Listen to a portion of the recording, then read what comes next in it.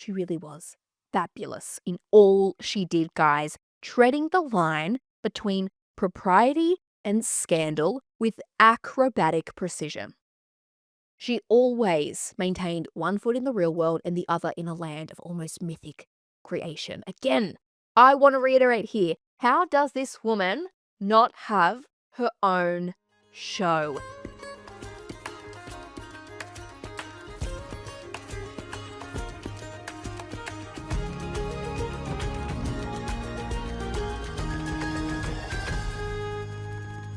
Hi guys, and welcome back to Hot History, your corner of the internet where we cover all the things in history that you probably should know, but don't. I'm Ainsley Harvey, your hot historian here, ready to chat about one of my personal Roman empires. So as an Aussie, of course, I'm always keen to dig into the stories of our past, especially when they have to do with women. And when those women are born and raised not 30 minutes from my house, you best believe I'm going to have a new parasocial obsession here. And I think you guys will too. Because this story is genuinely insane. Like, I know I say this every week, guys, so kind of taking it with a grain of salt at this point. But seriously, this story should be a Netflix miniseries. Netflix, if you're listening, give me a call because we need to make this happen ASAP. This is the tale of a Sydney wine heiress who inherited 3 fortunes from 4 husbands, all of whom died, then became an ambulance driver in World War I and resistance hero in World War II, was one of the first people to step foot in King Tut's tomb, had more lovers than I've had hot dinners, and drove her cheetah around the streets of London in a Bentley and opened a big cat sanctuary in Africa, before then facing accusations of being a multi-murderess. Yeah, like I said, drama. This is the story of Enid Lindeman, so let's get into it by rewinding it all the way back to 1843 in Sydney, Australia. Now, we find one Dr. Henry John Lindeman, renowned English physician who migrated to Australia in 1843, where he established a vineyard in the prolific Hunter Valley region of New South Wales, which is now one of Australia's most famous wine-producing districts. It is gorgeous. If you guys haven't been, then definitely go. International listeners, add it to your list. Aussie listeners, make sure you take a visit. Now, while he was trained as a doctor, as a physician, Lindeman developed a real passion for viticulture and winemaking, laying the foundations for what is now a globally recognized business in Lindeman wines.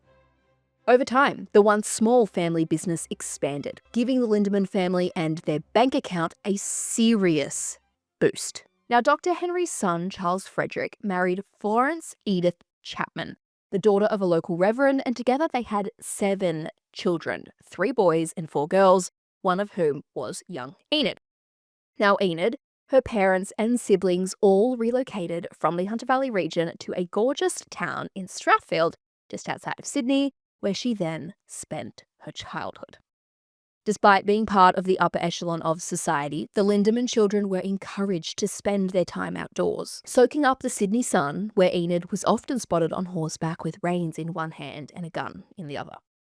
Her life in the wild, as she called it, fostered a bold and brazen spirit in the young heiress, who would spend the rest of her life searching for the next adventure, which led her to Roderick Cameron. The 45-year-old New York shipping magnate was rich, notoriously single, and dumbstruck by the beautiful red-headed 21-year-old when he arrived on Sydney shores to do business with Enid's father. Despite him being twice the age of the young heiress, Roderick proposed, linking the wine and shipping dynasties together in marriage with one almighty fortune to spend. And Sydney wasn't really the place to do that. But if there is one place on God's green earth where money is meant to be spent, it is New York City. So quick sticks, after saying their vows and exchanging rings, the pair set off for the shores of Staten Island, where they lived on a luscious 200-acre estate. Here, Enid settled into married life, but a wild spirit cannot be contained, even if it has 200 acres to roam on. No. You see, what Enid was bored. and as such spent most of her time in Manhattan, becoming an absolute darling of New York society. She hosted garden parties, gala dinners, and grand receptions, attracting exciting and beguiling Americans and foreigners alike. They loved her for both her wild fervour and her looks, with her flashy auburn hair turning heads by all who passed. In fact, it was said that New York traffic would come to a halt at the corner of 34th and Madison as passengers paused to catch sight of the young Australian stepping out of her city apartment. And this isn't hyperbole, guys. I want to be really clear. She is stunning, with her beauty admired by both men and women who heralded the soft glow of her golden skin and striking features as, quote, a vision of perfection. Now, while this praise and attention from, men and women alike may have made the more insecure and feeble men feel a little emasculated or threatened, Roderick became even more enamored with his gorgeous young wife. So much so that he made her the sole beneficiary of his empire after she fell pregnant with his son, Rory. But all good things must come to an end, and after only 2 years of marriage, Roderick died of cancer, leaving a widowed and, most importantly, incredibly wealthy Enid behind. While accounts on just how much Enid inherited vary, they range from 1 to several millions. Now, assuming the lowest of this, right, is $1 million in 1914, that would be worth roughly between 30 to 35 million today, while the upper end of that scale would equate to well over $100 million today. So this is a huge amount of money, and Roderick's death left Enid as one of the wealthiest young widows of her time. This, paired with her appetite for fun, meant that she spent less time in her Staten Island home and far more time in the city, where she immersed herself amongst the fashion scene. Wearing the finest couture from the finest houses, she was often seen dripping in diamonds and lace as she walked up Fifth Avenue. But once again, she was bored, guys. And with the early days of World War I seeing the strapping young gents of New York being shipped out to army camps across the globe, Enid found herself longing for both purpose and entertainment.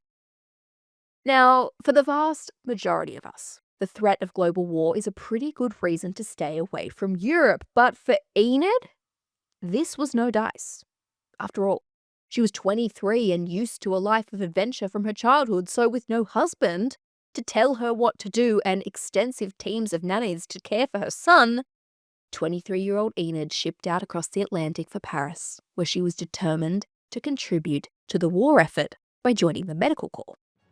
This, of course, guys, is incredibly admirable, and while she had no formal training, she insisted on being useful in some capacity, and as such, used her extensive funds to purchase her own vehicle, which she kitted out, again at her own expense, into a brand new ambulance. Learning how to drive, she carted injured soldiers in her nurse's uniform during the day, clearing out blood-soaked bandages and banged-up equipment bags for hours on end, before then changing into her beads and veils at night. Oh, yes, my divas. You see, Enid, while of course wanting to help, was still determined that she and the officers would have a good time. This was, as you can pretty well imagine, much to the chagrin of army officials, including the Earl of Derby, whose responsibility it was to keep his soldiers in line, which they were. For Enid Lindeman, this woman generated more hysteria than a Victorian doctor's office, guys, suspending even the finest of soldiers in orbit. In fact, one young man was so enamored with the young Aussie that he threatened to take his own life if he couldn't have her. Meanwhile, another's wife wrote to Enid asking where she intended to be buried because her husband wished to lie beside her for eternity. Like, imagine your husband's at war and probably going to die, and you get a note saying, hey, can you bury me next to this hot medic, love you, bye. Like, what the fuck? Anyway, this went on for months and became such a problem that the army had to step in, with the Earl of Derby taking on the task of finding Enid a husband as a matter of national security, which is when we meet Frederick Caviar Cavendish. He was young, hot, and while gentle in nature, had a particular love of strong women. He was also a champion polo player and war hero, so quite the catch here. And as a friend of the Earl, he was the perfect solution to the Enid problem. But why would Enid agree to marry this guy? And, it's a fair question after all. She clearly has plenty of men at her disposal and plenty of money. Well, it turned out that Enid hated admin and needed someone to manage her massive fortune, and while certainly not a fan of boring, I guess she did see the value in stability. So after a quick introduction which confirmed their mutual attraction, the pair were married in July 1917. At this point, the war had a little under 18 months remaining, which Enid spent in Paris, after which she joined Caviar and his regiment for their post-war posting in Egypt. She's quite the globetrotter, like I said. Later describing this time as the happiest in her life, Enid now spent her days having picnics along the Nile and her nights gambling, sleeping through the regiment, and cross-dressing while playing the piano. She truly lived it up in this exotic land, with its hot fervour amplifying the wildness she yearned for from childhood, which makes sense that it was here she met her next lover. Honestly, get this woman on Call Her Daddy, because outrageous doesn't even begin to cut it here, okay? Now his name, for the well-seasoned hot historians amongst us, will not be a surprise, but for those of you who don't know who the Earl of Carnarvon is, let's do a little recap. He is born to the famed Herbert family of Highclere Castle, aka Downton Abbey. George, his name, was the 5th Earl of Carnarvon, whose title as a British aristocrat, passion for Egyptology and bank account led him to finance archaeologist Howard Carter's excavation of the Valley of the Kings, all of which resulted in Tutankhamun's tomb being discovered on the 4th of November 1922. It was this expedition which brought Carnarvon to Egypt, where he, in turn, met Enid. The two then began an affair almost instantly, with Enid sitting in on George and Howard's debates over cartography, sand sampling, and surveys, and she soon found herself, like any sane person does, falling in love with history. Oh yes, guys, you best believe our girl was a proper hot historian, learning the tales of lost tombs and mystic afterlives, all of which became real when Carter discovered the tomb of Tutankhamun a few months later. Enid was actually there. Can you imagine? Becoming one of the first people in history to lay eyes on the famous tomb minutes after its discovery. This, of course, is incredible, and on any other day I'd probably say, I'd do anything to be there, but there is a bit of a nasty curse associated with this tomb's opening, one which saw the Earl of Carnarvon and his dog both kick the bucket. So I think I might leave this one to Enid, just on this one occasion, guys. I'm not fucking with curses if I didn't give that away enough with the Hope Diamond last week, okay? But once again, guys, nothing lasts forever. And despite Egypt perhaps being the most suitable place on earth for Enid, duty called, and the reliable Caviar always answered, resulting in the two heading home to Hampshire, England. Now, don't get me wrong here. The English countryside, gorgeous, beautiful, right? And they soon had 2 children to keep them busy. But Enid is no housewife. She was hardly going to stay put, changing nappies and tending to the hedges. Instead, she filled her time with a variety of pursuits and passions, from learning to drive a sports car, playing golf with the Prince of Wales, and spending time travelling Europe clad in Chanel suits.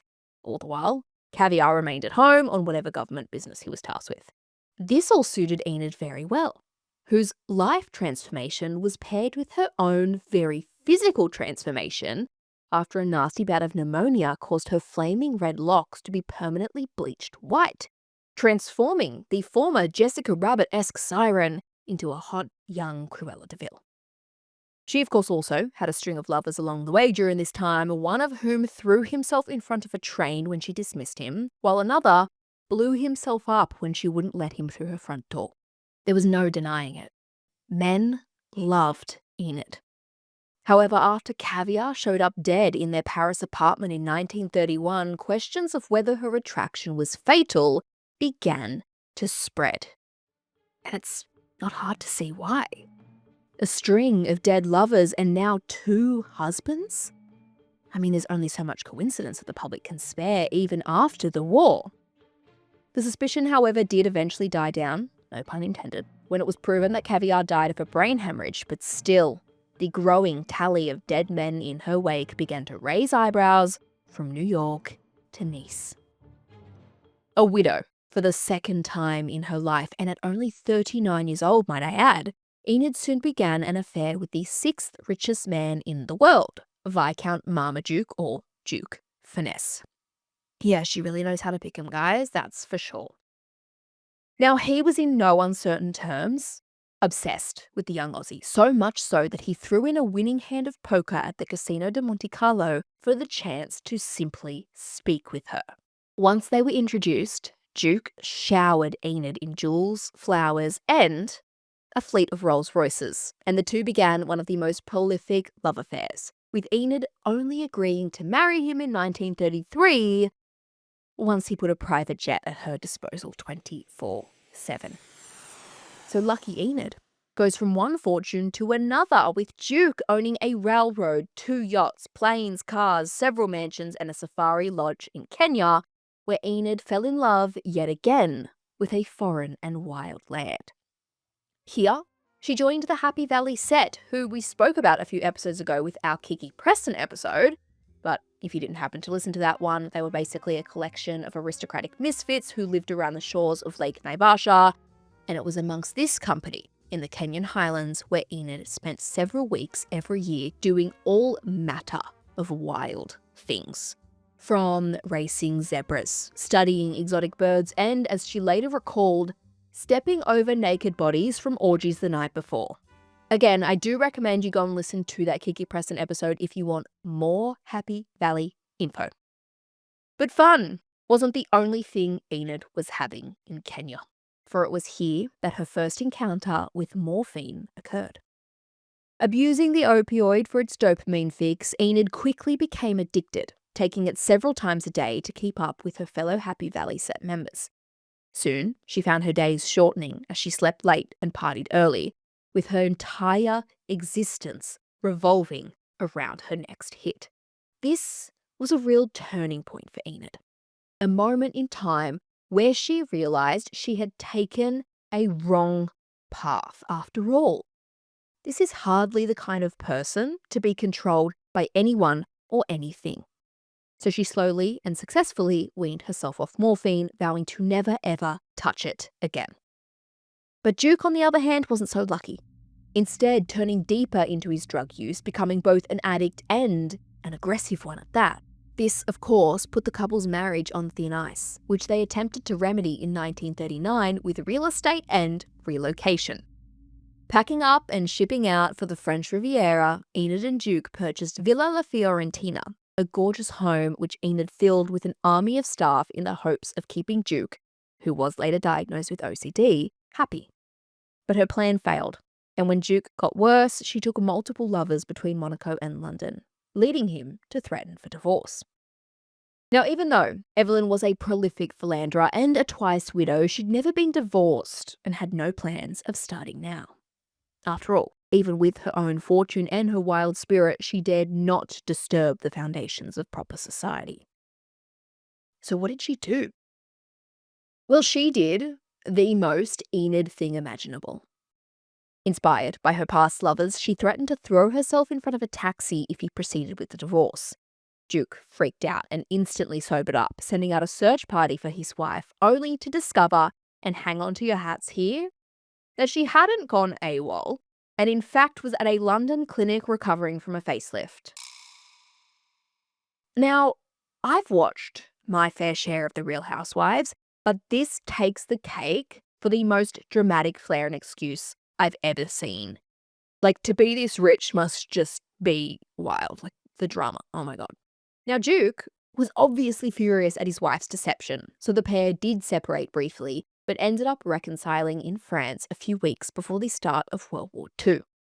Here, Duke grew increasingly ill as the threat of Nazi Germany bore down on France. And while they were safer at Villa La Fiorentina than they would be in Paris, the threat is still very real here. So much so that Duke insisted Enid immediately return to London, but she refused to leave his side. He was dying. He knew it. She knew it, and by 1940, when he was struck down with cirrhosis of the liver, the world knew it too. This left Enid, who was now a 3-time widow, alone in Nazi-occupied France. Cut off from both her original fortune and what she would inherit from Duke's death, Enid was forced to sell her jewels and art, buying goats to make butter and cheese to survive. Despite this, though, Enid never faltered. She was courageous, taking danger in her stride by becoming a part of the Allied resistance network. After all, us Aussies are nothing but hardy, and with nerves of steel, Enid helped smuggle countless Allied soldiers out to Spain before making a daring escape herself. But where to go after this? I mean, the world is at war for a second time. Does she go back to Australia? I mean, it's a pretty far way to go across the oceans. Maybe New York or Staten Island. Still, she has to cross U-boat territory. No, there was only one solution, and it was London. And this was by no means the city she had left. This was now London under the Blitz, and as the bombs dropped and the concrete shook, Enid felt helpless. Weeks earlier, she'd been a part of the resistance, and now she was just at home, living life as though it was business as usual. She couldn't take it. And to her credit, throughout both wars, she always got stuck in and helped. So she decided not to waste her time in London only on frivolity, and instead took up welding classes at a nearby workshop. Now, for those of you who don't know what welding is, it's basically where you bond like all these different metal pieces together by melting them with these really hot machine gun things. My dad welds, so I know what it looks like, but it's actually kind of hard to describe. Just take my word for it. There's like bright lights and sparks, and it's hot, so you have to wear these like headgear things. You guys are smart. You'll figure it out. I trust you, right? Basically, my premise here, this isn't packing crates or like dealing with documents. It's proper skill and hard labor. And that is what Enid was signing up for. But as per usual, she wanted to do it in her own way. So she showed up for day one of welding school decked out in head-to-toe Schiaparelli couture. This went on for weeks, after which she got later and later and later to class, eventually convincing her superiors to set her up with a machine at home to avoid the early call times. We love a working from home queen. And Enid took full advantage of her new setup, guys, welding whenever and wherever she could. But her favourite place was apparently her boudoir. As told by her daughter Patricia, she recalled seeing her mother dressed in blue lace and feathers with a welding machine in one hand in the midst of a project and the American ambassador on his knees kissing the other. She really was fabulous in all she did, guys, treading the line between propriety and scandal with acrobatic precision. She always maintained one foot in the real world and the other in a land of almost mythic creation. Again, I want to reiterate here, how does this woman not have her own show? Netflix, call me, let's make it happen. Now, during the war, yes, Enid had her work, which by all accounts she actually enjoyed, but she was still bored. Unfortunately for her and straight women everywhere, she loved men. And with her continental lovers stuck across the pond, Enid was left with little options. We know this because she rekindled an old flame with one Valentine Castleross, the Earl of Kenmare. Now, he was decidedly not hot. Like, remember Caviar, the young, hot polo player, war hero? Yeah, this guy is the exact opposite. He was obese, titled, and in need of a fortune, while Enid, on the other hand, was bored, rich, and liked the idea of being a lady. So the two married in 1943. As such, Enid moved into the couple's countryside manor, where she and her children were initially happy, until 8 months in, where Castleross, much like Duke, grew increasingly aggressive. On one occasion, when she told him she was pregnant, he threw a chair at her and screamed, "Whore!" To which Enid replied, "I might be a whore, but it seems to me I'm the one paying for your services." Now, while I may be gagged at this response and filing away under things to say, this whole pregnancy thing with Castleross was actually really, really concerning. First, he refused to accept he was the father of the child and grew increasingly bitter and aggressive, eating and drinking his way to a massive heart attack, which killed him shortly after, which makes him dead husband number 4 for Enid, so obviously no stranger to widowhood here, but pregnant? Widowhood was something else. And the stakes were high for this one because the Kenmare estate was riding on the contents of her womb. You see, while Casseros already had a son who would inherit, any claims that her potential child laid to the estate was a big complication, one which Enid decided she didn't need, so she told people she decided to have an abortion. However, it came out years later that this wasn't what she actually wanted, and rather Castleross's mother pressured Enid into this by telling her she was convinced that any child which came of Enid would be, quote, an idiot. After that, and unsurprisingly, Enid decided she was done with husbands, and having finally inherited Duke's fortune after a lengthy legal case, she began indulging in a series of hobbies that would define her later life. A lover of animals, she had a parrot who she trained to say phone every time someone rang, a hyrax that she trained to use the toilet, and a pet cheetah who she would load up in her Bentley and drive down to Hyde Park for a daily walk.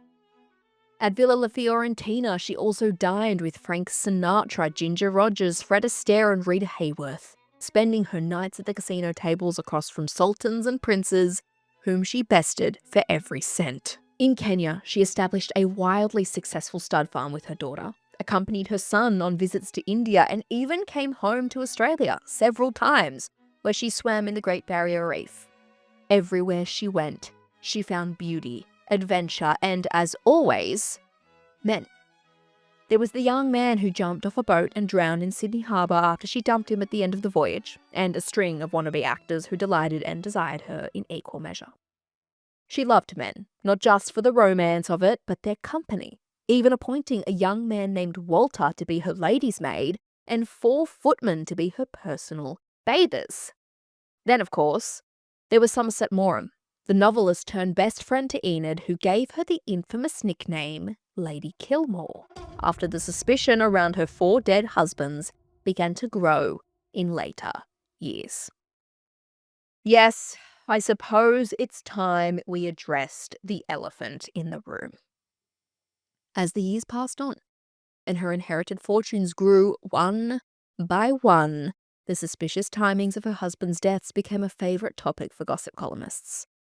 From Roderick's initial passing, which, fair enough, he was old and had cancer, to the young Caviar's sudden turn, and then Duke and Castleross, which again, all easily explained away by poor health, but still, it kind of seemed that Enid was cursed. This was, of course, false fodder, and if any of us were having rumours like this splashed across the front pages, we'd be mortified. But there was something about the mythology of Lady Kilmore that Enid actually began to enjoy.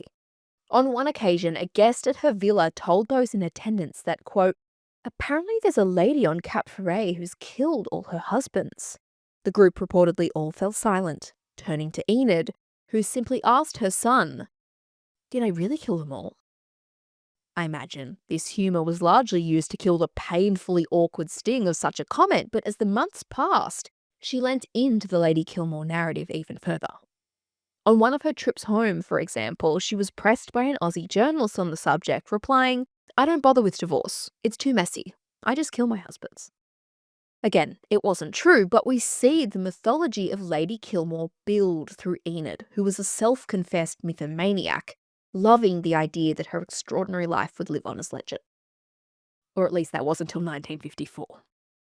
Yes, you see, there comes a point in everyone's lives when we turn to the idea of legacy. Right? How will we be remembered?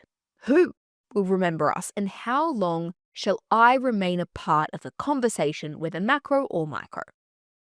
Enid was sure she wanted to be remembered and never felt ashamed of her life or her decisions in any way, but there was a point where her memory being reduced to that of a quadruple murderess really pained her. And that point was the death of Donald Bloomingdale. For those of you who don't know, he was the heir to the Bloomingdale department store fortune and a man who loved to party. Often seen running in and out of the Waldorf Astoria, Carlisle Hotel, and wherever else the finest parties were being thrown, he was a renowned drug abuser who met Enid several times on her trips to the States, including in 1954. Now, while Enid had sworn off morphine forever, she still dabbled in some other substances, including but not limited to heroin. And it was at a party on March 4th, 1954, that Donald, who knew this, approached her asking for heroin. Now, according to reports of the night, she apparently gave Donald some of the substance before then leaving the party herself. This, although wrong, was super common, and we'd never hear anything of it again, if not for the fact the next morning Donald showed up dead, with the handkerchief bearing Enid's initials and traces of heroin still in his hand. Yet again, Enid, or shall I say Lady Kilmore here, was at the centre of another scandal. An investigation was launched straight away, and while Enid was eventually cleared of all charges, the association with so many men's deaths and the moniker Lady Kilmore really began to upset her. So much so that she reportedly ran out of a dinner when asked about her nickname, hitchhiking back to her hotel rather than acknowledging her host's capriciousness. It only got worse, with her sadness over the moniker driving further suspicion of her guilt. So, sick of the stares and the endless whispers, Enid, now in her late 60s, decided to remove herself. Return to a wild and exotic land where she could be free, and with endless choices between Australia, Egypt, and Africa, all of which she had described as the wild and spent many fun-filled years in, she decided to choose Kenya. Here, alongside her daughter Patricia, Enid opened an exotic animal shelter, caring for orphaned or injured animals who were sent to her care from all across Africa. This was something she found real joy and fulfillment in, which I think is really important here, guys, because looking at the life of Enid Lindeman, it's clear she had a lot of fun, but I also think it's clear she probably had very few things which were truly gratifying. You know, men she loved, but in a playful way. Women she never quite understood, but animals? There was a true connection here. Whether it was her parrot, hyrax, or cheetah in Europe, or the exotic animals and countless horses she had in Kenya, she found peace amongst them, with her golden years being spent nursing cheetah cubs and hand-feeding lions, giving back to the natural world and marvelling in its beauty. Despite this, though, Enid still struggled. Age hadn't been kind to her, with an old back injury flaring up, leaving her constantly in pain. She refused to carry on about it, though, saying that her personal motto was to never be afraid, never be jealous, and never complain when you're ill. Something which I deeply respect but could absolutely never do. I mean, I love a whinge when I'm sick. Let's be real, we all do. Man flu. There's a whole term for it. Except, of course, Enid, who actually refused to have anything stronger than Coca-Cola for her pain, fearing that her old morphine addiction would return if she had any medicine. She, as always, soldiered on. A brave and bold soul whose Aussie spirit rubbed off on many of the people in her life. And she wanted to go out her own way, spending each day surrounded by wonderful people and wonderful animals whom she cared for until she took her last breath in January 1972, 3 days short of her 80th birthday. So there we have Enid Lindeman, the breaker of hearts, rules, and, depending on who you ask, perhaps even necks. This Sydney-sider truly was a free and fierce woman who did exactly what she pleased, where she pleased, with whom she pleased, which saw her live an incredible life, genuinely one which her female ancestors, even me, now, could never have dreamed possible. It was full of adventure, full of passion and danger, and it gave her a zest for life. But it also bred the mythomania which permanently damaged her historical legacy. Obsessed with being remembered at any cost, Enid's endorsement of the Lady Kilmore identity in the middle part of her life has largely become the primary focus of both historians and writers who define Enid's life in relation not to what she did or saw, but rather to the men she was engaged with. And I get it, I mean, after all, what is more scandalous than a murderous widow? But this is a fantasy, guys. One which has seen the true depth of this incredible, multifaceted woman overlooked. This wasn't a girl gone boy crazy or some vengeful murderess. This is a woman who was a patron for the exotic and the misunderstood.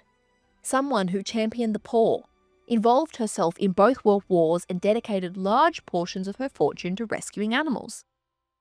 These were all things she took genuine pride and pleasure in doing, and retrospectively, the things for which her legacy should have reflected. But they're overlooked and dominated by the grand shadow of Lady Kilmore. Pushed by the media, again, reflected by historians and writers, and amplified now by pop culture, Enid's historical record is largely myth. As are so many of the women we know today. I mean, Cleopatra, right? The man-eater. All a product of Roman propaganda. Anne Boleyn, the slut. A false charge pushed by Catholics and picked up by misogynists. It's easy to focus on the myth because it's dramatic. It catches the attention, it's exciting. Plus, it often plays into patriarchal systems. But the reality is that Enid Lindeman doesn't need to be a serial husband killer to be fascinating. She's outrageous on her own. The facts, not the tabloid spin. And so today, I would like to exchange this for the truth. Enid Lindeman deserves to be remembered as the woman who, no matter the setback, managed to reinvent herself into something ever grander at every single point and turn in her life. Finding pleasure, passion, and a plethora of penises along the way, Enid should live on as the greatest example that nothing can keep a good or bad girl down. Which brings us to the end of another episode of Hot History. Thank you so much for following along with me on this episode, guys. I have been loving that you're asking for more Aussie history, so I will continue to put in Aussie stories for you guys. Make sure to come back next week because while not an Australian story, we are covering one of history's biggest baddies. You guys have been in my DMs begging for this episode, and I am nothing if not obliging. So we will be deep diving into the life, the loves, and the lies of one Anne Boleyn. I'm so again, guys, honestly, it's going to be huge. So make sure to tune in. And if you enjoyed today's episode, then please feel free to leave us a review or even share it with your friends if you think they'll enjoy it. As always, guys, if you are looking for some more hot history before then you can follow us on Instagram at Hot History Club and on TikTok at hot.history. It has been a pleasure getting down and dirty in time with you, and I will speak to you all shortly. Thanks, guys. Love you. Bye.